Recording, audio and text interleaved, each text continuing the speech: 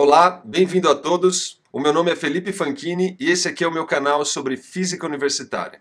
Hoje a gente vai tratar a seção 23.7, onde a gente vai fazer o uso da lei de Gauss para calcular o campo de um fio infinito, fazendo uso da simetria cilíndrica desse problema. Então, basicamente, a seção 23.7 trata, aplicando a lei de Gauss, simetria cilíndrica. Então, a gente vai mostrar aqui, basicamente, por que a lei de Gauss ela nos ajuda no cálculo do campo elétrico dado um fio infinito, por que essa simetria cilíndrica nos dá então uma ferramenta para fazer o uso da lei de Gauss e calcular o campo elétrico, e também a gente vai mostrar por que de certa maneira a lei de Gauss ela não se mostra muito útil, muito funcional para calcular o campo elétrico de um fio finito. Por que de fato a lei de Gauss não nos ajuda muito para um fio finito? Então sejam todos muito bem-vindos e mãos à obra. Então a gente começa agora a seção 23.7, onde a gente trata então da aplicação da lei de Gauss na simetria cilíndrica. Então 23.7, aplicando a lei de Gauss, simetria cilíndrica. Então a gente começa aqui analisando uma barra de plástico cilíndrica de comprimento infinito que possui aí uma certa densidade linear de carga que é uniforme durante todo o seu comprimento. Então a gente tem uma densidade linear de carga lambda, que é uma densidade linear uniforme. É a carga por unidade de comprimento. O nosso objetivo aqui é fazer uso da lei de Gauss para calcular o campo elétrico, o módulo do campo elétrico, a uma certa distância r do eixo da barra. Qual é o campo elétrico dado uma certa distância r da barra? Bem, para a gente fazer isso, o nosso objetivo aqui é fazer uso da lei de Gauss. Então a gente sabe que, pela lei de Gauss, o fluxo do campo elétrico por uma certa superfície gaussiana ele é igual à integral de E escalar dA, que por sua vez é a carga envolta por essa superfície gaussiana dividido por ε0. Para calcular o campo elétrico através da lei de Gauss, o que a gente precisa fazer é procurar uma geometria da superfície gaussiana que seja propícia para resolver essa integral aqui. Então a geometria da superfície gaussiana que nós vamos trabalhar, ela tem que ser apropriada ao problema que a gente vai estar trabalhando. Então a ideia é a gente procurar uma geometria da superfície gaussiana tal que, o campo elétrico E, o módulo do campo elétrico, ele seja constante em toda a superfície gaussiana. Ou seja, dada a superfície gaussiana que eu escolha, eu quero que o módulo do campo elétrico, em toda a posição dessa superfície, ele seja constante. Então, vamos analisar inicialmente o nosso fio infinito. Vamos pensar numa superfície gaussiana que obedeça à geometria do problema, que é uma geometria cilíndrica, de forma então que a gente vai já começar sugerindo aí uma superfície gaussiana também cilíndrica. Então eu vou desenhar aqui a minha superfície gaussiana. Então tá aí, a gente escolhe então um cilindro que é circular. Esse cilindro aqui a gente pega um cilindro de raio R e uma certa altura aqui, H. E esse cilindro, ele é de tal maneira que ele é coaxial com a barra, no sentido de Z-versor. Então, pela nossa hipótese 1 aqui, será que o campo elétrico ele é constante em toda a superfície gaussiana? Ou seja, será que nesse elemento aqui da superfície gaussiana, o módulo do campo elétrico é igual ao módulo aqui, é igual ao módulo aqui, é igual ao módulo aqui? Ou mesmo nessa região, na superfície gaussiana? Será que o módulo de E é constante em toda essa superfície? Além disso, uma outra propriedade que vai ser importante para a gente fazer o uso da lei de Gauss vem aqui como número 2. O ângulo entre o meu vetor elemento de área, dA, e o campo E, ele deve ser constante. Será que de fato isso acontece nessa geometria aqui? Será que para todo elemento de área dA eu tenho o ângulo entre ele e o campo E constante? Ou mesmo se não for em toda a superfície, será que em regiões da superfície a gente consegue encontrar o ângulo entre o vetor dA e o campo E como sendo uma constante? Então essa é a busca, essa é a procura que a gente precisa ter no desenvolvimento da nossa superfície gaussiana para que ela possa ser útil no cálculo do campo elétrico. Então, a grande pergunta aí é: como é que eu descubro essas geometrias? E a resposta é a análise da simetria do problema. Então, vamos usar o nosso exemplo aí do fio infinito para mostrar como é que a simetria pode nos ajudar a encontrar aí uma superfície apropriada para que a gente possa então calcular o campo elétrico. Bem, visto que a gente tem uma simetria cilíndrica, dado que a gente está trabalhando com um fio infinito, é natural que a gente faça uso das coordenadas cilíndricas. Então, só para a gente se atentar aqui, as coordenadas cilíndricas, elas têm como variável um R versor, que aponta na direção radial. Além disso, dado uma abertura aqui com um eixo de θ, você tem aqui um θ versor. Então, esse aqui, R versor e θ versor. E, além disso, você tem também a minha componente Z versor.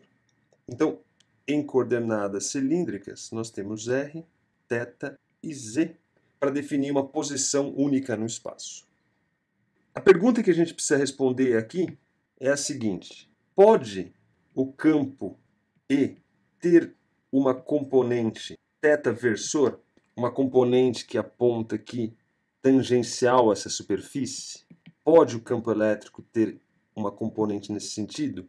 Sim, não e por quê? Além disso, pode o campo E ter uma componente Z versor? Ou seja, alguma componente do campo que aponta ou para cima ou para baixo, dada esse fio infinito? E o que a gente mostra aqui facilmente é que, por simetria, o campo não pode ter nenhuma componente θ e nenhuma componente Z. E por quê? Eu vou te explicar agora. Imagina que eu tivesse uma componente θ apontando aqui, ó, do meu campo E. Naturalmente, se ele aponta assim aqui em cima, aqui embaixo ele também apontaria da mesma maneira. Por quê? Porque essa posição aqui, ela é indistinguível dessa posição aqui, visto que o fio é infinito. Então note que eu defini uma componente θ para o meu campo elétrico. Da forma que eu construí aqui, o meu campo ele circunda o fio aqui, dado um sentido anti-horário para quem olha por cima. Agora, nada me impede de eu pegar esse fio e rotacioná-lo de 180 graus. Ou seja, eu poderia pegar esse objeto e rodá-lo aqui, ó.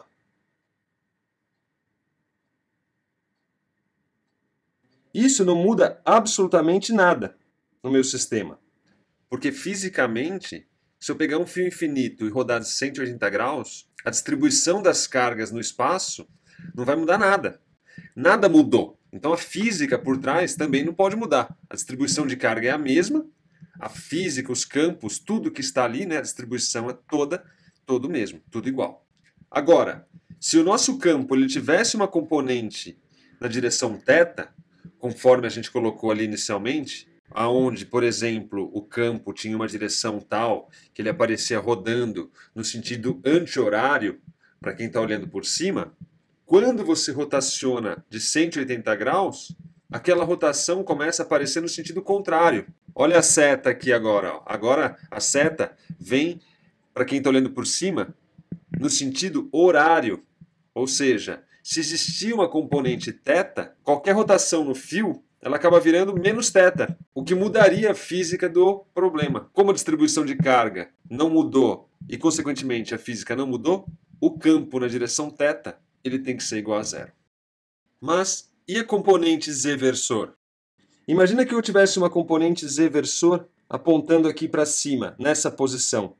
Novamente, se eu rodar o meu fio, eu não poderia ter distinção alguma. E agora o meu campo está para baixo. Aí você poderia falar, não, mas espera aí, então a gente pode definir o campo para baixo aqui do lado esquerdo e para cima do lado direito. Mas também rodar o fio em torno do seu eixo não pode mudar o campo. De forma que se eu tivesse dado uma rotação de 180 graus, quem apontava para cima estaria agora aqui e quem apontava para baixo estaria agora aqui. Então, por simetria também, não existe uma componente Z no campo elétrico. O campo elétrico ele só possui uma componente radial. E isso eu posso descobrir analisando somente a simetria. Basta eu rodar o meu fio num sentido ou em outro, notando que isso não muda a distribuição de carga, consequentemente não pode mudar o campo, logo essas componentes θ-versor e z-versor do campo elétrico não podem existir. Simplesmente uma análise da simetria do problema. Logo, só enfatizando, o campo elétrico é radial, ou seja, o meu E é tal que ele é igual ao módulo de E na direção R versor. Isso tudo simplesmente analisando a simetria do problema. Agora, mais do que isso, se a gente pegar uma distância R fixa do fio, exatamente como a gente está fazendo aqui, note que cada elemento de área aqui da lateral da minha superfície gaussiana, ela está distante R do fio. Para essa distância R fixa, o campo ele também é constante. Ou seja, o campo só depende dessa distância. O que também pode ser notado e aferido analisando a simetria. Por quê? Suponha que para um mesmo R, uma mesma distância, eu tivesse aqui um campo E1 e aqui um certo campo E2. Será que isso poderia ser factível? Por que não? Não é porque eu poderia simplesmente pegar esse meu fio aqui infinito, deslocar ele nessa direção ou nessa direção. Isso não mudaria a distribuição de carga em todo o universo, visto que o fio é infinito. Logo, eu não posso ter uma posição aqui, um certo E2, e uma outra posição aqui, um certo E1, visto que quando eu deslocar esse fio para baixo, o que antes estava aqui vem parar aqui. Isso não pode mudar a física, logo o mesmo E que eu tenho aqui, eu tenho que ter aqui. Então o campo só depende da distância do fio até a superfície. Enfatizando, o campo elétrico é constante dado uma distância R. Com essa simetria, então, tão especial, proveniente desse fio infinito, agora não é tão difícil perceber que a melhor superfície gaussiana é exatamente um cilindro circular de raio R e altura H, que é então coaxial aí a barra. Então vamos copiar a figura acima e analisar a superfície gaussiana.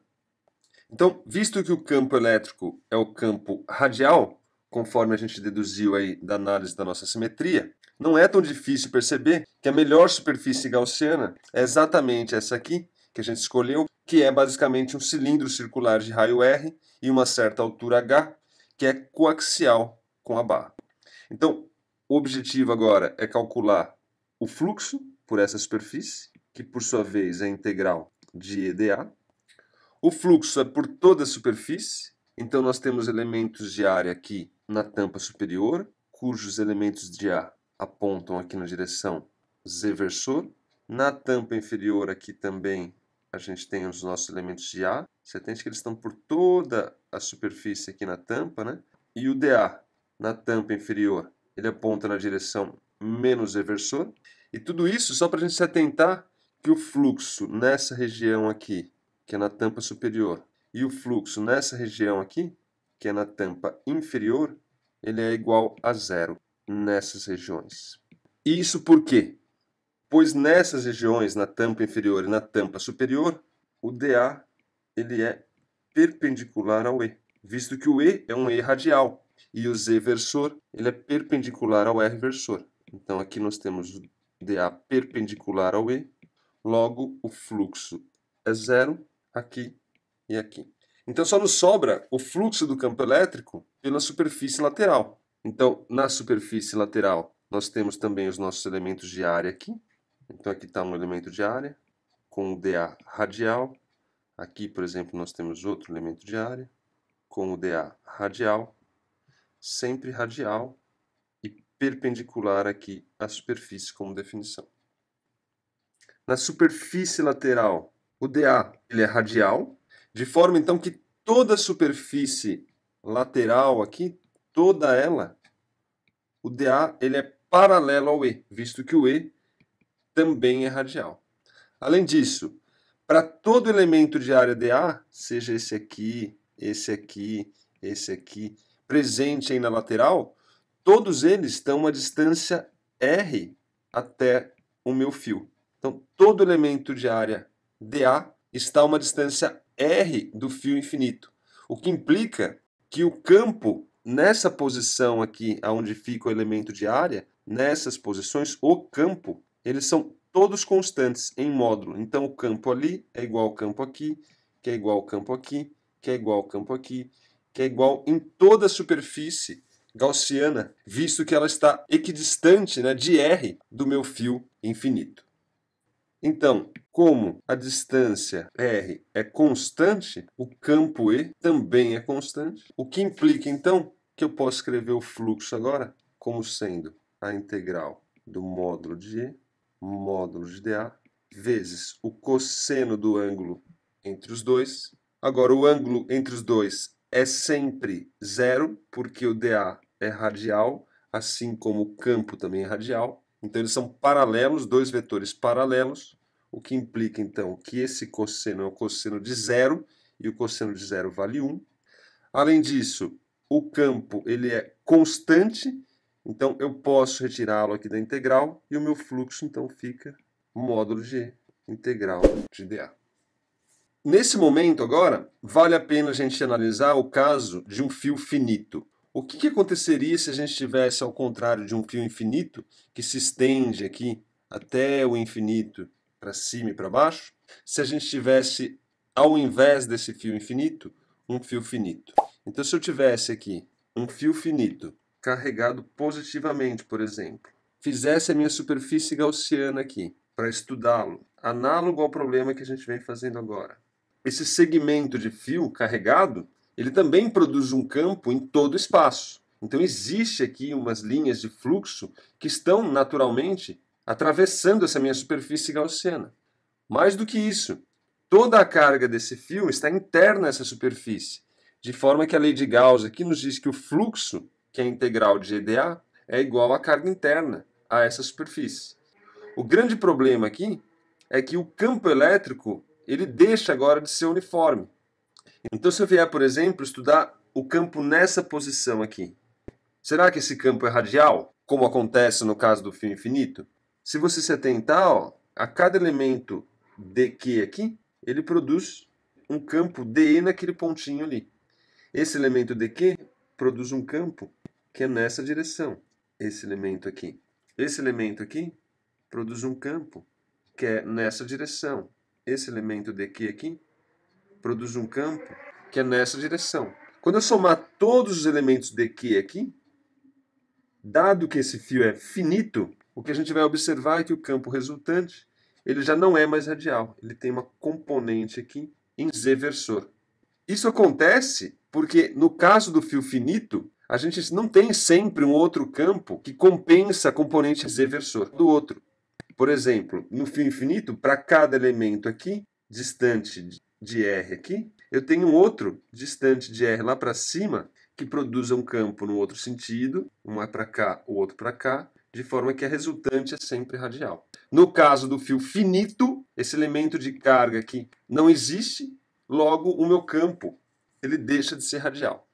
Então a lei de Gauss ela é válida, continua sendo útil, porém eu não consigo mais fazer essa passagem aqui, ó, nem essa aqui, porque o cosseno do ângulo entre o E e o dA já não é mais 1 em toda a superfície, e também não consigo fazer essa passagem aqui, visto que o E também não é constante em módulo em toda a superfície.